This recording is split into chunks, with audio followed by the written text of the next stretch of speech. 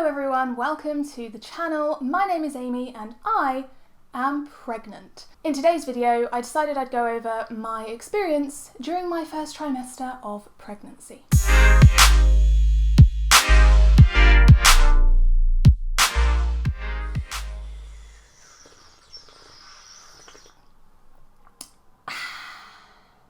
So I am currently in my second trimester, but I thought it would be good to go back over my first trimester and share with you my symptoms, any cravings that I had.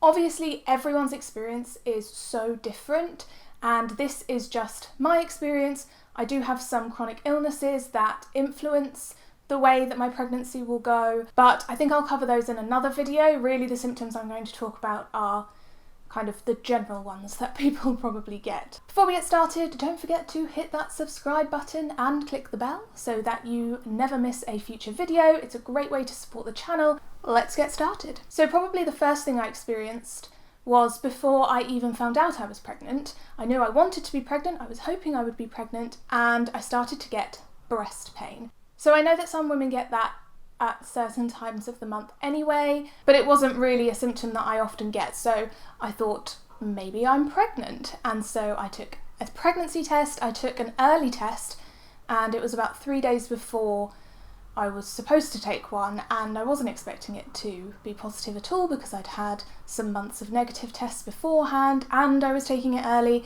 and then that second line came up and it was amazing. And really, I suppose the biggest telltale sign that you are pregnant is if you have a positive pregnancy test or not. So I then proceeded over the next few days to take about 4 more pregnancy tests just to be, sure. And yes, I am pregnant. I mean, I definitely know that now. So probably a couple of weeks later, I started to get nausea. Now, we all have heard about morning sickness, although morning sickness is a cruel trick. That word morning, it means nothing. It can happen at any time of the day. And for me, I wasn't actually being sick, I wasn't vomiting, but I did have 24/7 nausea for pretty much the entirety of my first trimester. It was horrible, and to be honest, I just really wanted to be sick. I thought if I could just be sick, then maybe I would start feeling better, but that didn't really happen. Feeling sick all the time brought with it other challenges, so brushing my teeth became a real mission because I just had absolutely no gag reflex. A couple of times brushing my teeth did make me sick. I was very sensitive to smells. I think I've always been quite sensitive to smell, but I was really sensitive to smell, which meant that any kind of hot cooked food or pretty much any smell would make me feel sick. We have a neighbour who smokes out on their balcony, and it was kind of the summertime, so we would have the balcony doors open. We'd have to close them as soon as they went out to smoke because I just couldn't handle the smell. Also, secondhand smoking. Because I felt sick all the time, I had no appetite. So I just didn't want to eat anything, and I think I did lose a bit of weight at the beginning of my pregnancy, which I believe for many women is quite normal because you have the sickness. For anyone who knows me personally, you'll know that I have a real sweet tooth. I love anything sweet, and so during my first trimester, I didn't want anything sweet. I only wanted savoury things, which is so out of the ordinary for me. To be honest, for most of the time I didn't want to eat anything at all, but when I felt that I could eat, I just wanted really bland, savoury or salty things. So crackers, salt and vinegar crisps, definitely a winner for me. And so making sure that I was getting enough to eat was quite difficult because I just felt so sick. My poor husband, who cooks the majority of the meals in our house, had to start cooking separate meals for himself and for me. He would have to go and eat in another room because I couldn't handle the smell of cooked potatoes or something ridiculous like that. So that was quite difficult, and I don't really want to go through that nausea again. It also meant that because during the first trimester we weren't really telling anyone that I was pregnant, it made it really, really difficult because I didn't feel like going anywhere because I just felt so ill. And so if we were supposed to make plans with people or people asked to make plans with us, we'd have to kind of think of reasons why we weren't going to go. And then if we were seeing people, I would have to try and put on a front or just say that I wasn't feeling well. Because I have chronic illnesses, that was probably a bit more believable. With regards to the sickness, I would also say that travelling became a lot more difficult. So just being in the car for any length of time made me feel worse. I do get a bit of travel nausea anyway, but it definitely made it worse. And so I couldn't really handle very long journeys because they would just make me feel awful. So anyway, the sickness was definitely a big deal for me. I also experienced widespread body pain, but that's probably to do with my chronic illnesses. All of my illnesses were exacerbated during the first trimester especially. They kind of all kicked off all at once. I won't go into too much detail with those. Maybe I'll do a separate video on how pregnancy and chronic illnesses kind of work together for me. So along with the sickness and the breast pain, although that eventually went away, I also felt like my teeth were getting more yellow, and this definitely didn't come from me not looking after my teeth, because even though I found it so difficult to brush my teeth because of the whole no gag reflex thing, anytime I put a toothbrush in my mouth I wanted to vomit, I just pushed through it because I am so particular about oral healthcare and not wanting to have cavities and not wanting to have yellow teeth. So I'm not 100% sure if I've made that up in my head, if I was just seeing it, or if that is a real thing, but I definitely feel like my teeth were getting yellower. So probably the next thing for me would be fatigue. I was really tired, and to be honest, I'm still really tired. I do have chronic fatigue syndrome, but I definitely noticed a difference. During the first trimester, your baby is doing the majority of their development. I think by the end of the first trimester, they've pretty much developed everything that they need to develop, all their organs and fingernails and everything, and then after that, they're kind of growing. I'm really sorry if you can hear noises in the background, by the way. As soon as I started recording this video, my neighbour across the street decided to get their ladder out and go and do something at the front of their house, so I can just keep hearing the ladder, and it's so annoying. But I'd already set up the camera, and I'm pregnant, so I wasn't going to do this all over again. Where was I? Oh yes, the fatigue. So I definitely needed to sleep a lot more, take more naps, and you know, it's just part and parcel of growing a tiny human. There's also burping. I have been burping a lot since I've been pregnant. Apparently that's also very normal, and it kind of hasn't stopped. So there's that.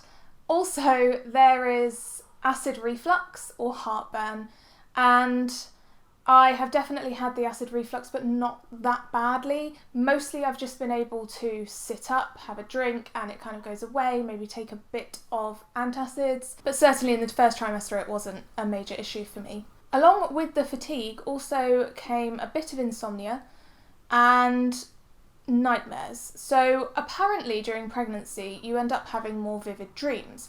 Not really sure why this happens, and I have always been someone who gets really vivid dreams anyway. I'm also someone who is plagued by nightmares, and usually it will happen for a few weeks. I'll have them every single night and they're horrible and it really makes it hard to sleep.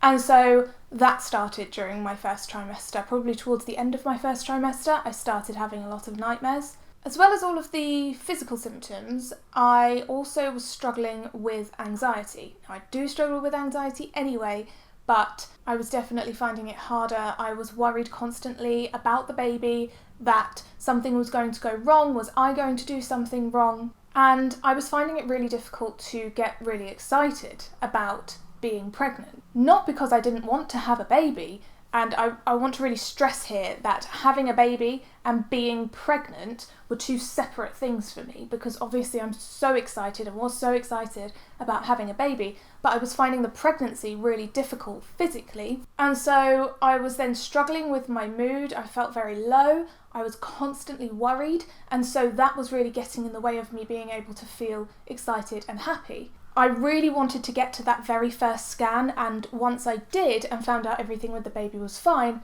I felt a lot better. Eventually I spoke to my midwife about all these things, and especially with the anxiety, and she said that everything that I had said she had heard lots of times before from other mums, and it was completely normal the way I was feeling, and that really took a weight off as well, because I just kept thinking that this was just me, and I was really struggling and I was getting too anxious, and then I was worrying about worrying, and honestly just hearing that it was normal made me feel a lot better.